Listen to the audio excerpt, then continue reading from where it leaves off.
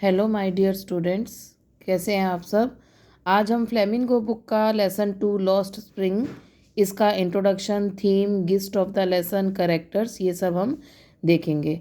चलिए स्टार्ट करते हैं। ऑथर है इसके एनिस जंग। इनका बर्थ है 1964। Death date is not given because she is still alive. Okay. Characters and places में देखेंगे। Sahib Alam a rag picker, and place क्या थी उसकी, कहाँ रहता था, सीमापुरी में। And Mukesh son of a bangle maker, and place थी उसकी फिरोज़ाबाद। ठीक है। Gist of the lesson means short समरी और short points of the lesson. Part 1, इसके 2 पार्ट्स हैं इस लेसन के। पार्ट 1 देखेंगे। समटाइम्स आई फाइंड अ रूपी इन द गार्बेज। ठीक है। इसके कुछ पॉइंट्स देखेंगे जिससे हमें स्टोरी एक बारी रिमाइंड हो जाएगी।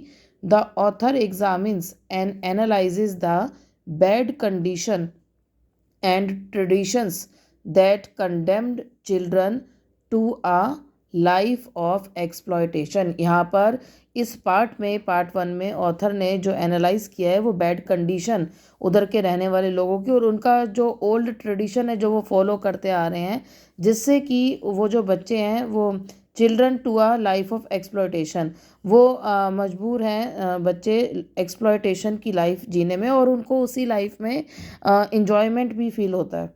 These children are denied education and forced into labour and hardships early in their lives. तो ये बच्चों को फोर्सफुली लेबर इनसे करवाया जाता है, हार्डशिप्स मतलब हार्ड वर्क करवाया जाता है और अपनी लाइफ में जल्दी ही ये इस काम को सीख जाते हैं। The writer encounters Sahib a rag picker whose parents have left behind the stormy and floody life of मिस्री in ढाका।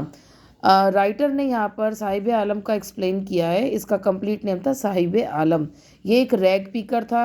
रैग पीकर मीन्स जो कूड़ा करकट गार्बेज में से सर्च आउट करते हैं, तो वो होते हैं रैग पीकर, क्योंकि इनके शोल्डर पे जो बैग टंगा रहता है वो रैग मतलब वो रैग्स वगैरह उठाने के लिए, वेस्ट उठाने के लिए होता है। और पिक करना मीन्स उठाना, तो ये रैग पीकर इसको बोला जाता है साहिब आलम को इसमें। Whose parents have left behind the stormy and floody life of misery in Dhaka. Dhaka में ये लोग रहते थे।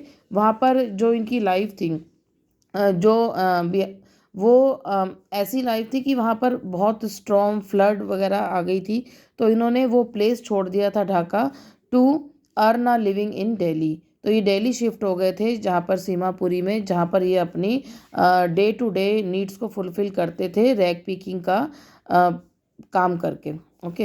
His family like many others of rag pickers lives in Seemapuri. They don't have other identification other than a ration card. इनका कोई identification नहीं था, कोई पर्टिकुलर कोई ऐसा आधार कार्ड कुछ नहीं, but only they have the ration card. और इसमें सीमापुरी में और भी रैग पीकर्स रहते थे। ये पूरी इनकी एक सोसाइटी थी सीमापुरी में रैग पीकर्स की। The children do not go to school and they are excited at the prospect of finding a coin or even a 10 rupee note searching the garbage।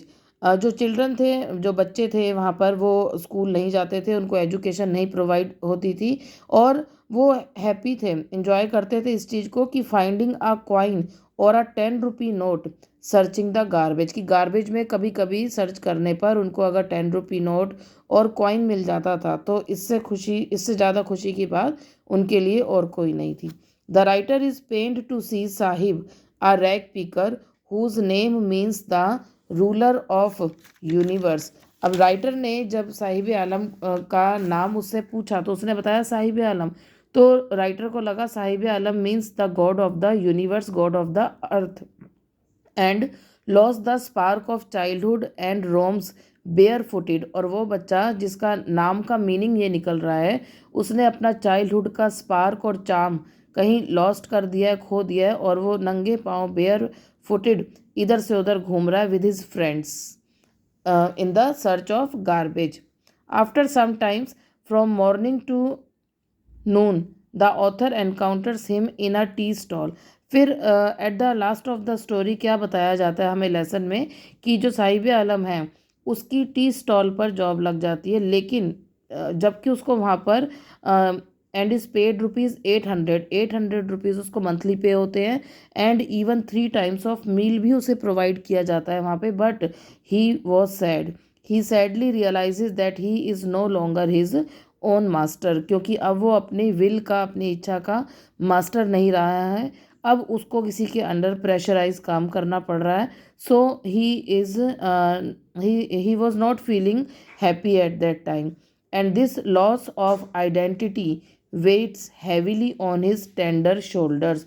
और जो उसकी आइडेंटिटी ये ख़त्म हो गई है, लॉस हो गई है यहाँ पर, जो कि उसकी थी रैग पीकर की आइडेंटिटी, जिसमें वो बहुत इन्जॉय करता था अपने फ्रेंड्स के साथ, अब उसके ऊपर ये जो वेट पड़ा है, ये जो वज़न पड़ा है इसका ₹800 टी स्टॉल का, तो वहाँ पर उसको लग रहा है कि उसके टेंडर शोल्डर्स पे, मतलब टेंडर मीन्स सॉफ्ट शोल्डर पर ये वेट बहुत ज़्यादा है उस वेट से जो वो रैग पिकिंग के टाइम अपने शोल्डर पे एक बैग उठाकर घूमता था और उसमें सारा गार्बेज फिल करता था। तो उस गार्बेज के वेट से ज़्यादा उसको ये वेट फील हो रहा है कैटल का, क्योंकि यहाँ पर टी स्टॉल में वो कैटल लेकर घूमता है टी सर्व करने के लिए, तो उसको कैटल का वेट हैवी ज़्यादा लग रहा है in spite of that that bag that he carried for the rag picking. Okay बेटा, ये पार्ट 1 हमारा यहाँ पे ख़त्म होता है इस लेसन का। नेक्स्ट पार्ट मैं कंटिन्यू करूँगी नेक्स्ट वीडियो में, पार्ट 2। एंड आप इसको नोट्स बनाते रहिए, आप इसके हेडिंग्स डालकर इस तरह से आप शॉर्ट नोट्स बनाएंगे तो आपको at the time of exam कुछ डिफ़िकल्टी फील नहीं होगी, बिकॉज़ आपके पास ही कुछ सम अप पॉइंट्स यहाँ पर होंगे। वीडियो पसंद आ रही है बेटा, जो रेगुलर देख रहे हैं वो कमेंट्स करिए, लाइक करिए, सब्सक्राइब करिए और ज़्यादा से ज़्यादा शेयर कीजिए। Thank you, have a nice day.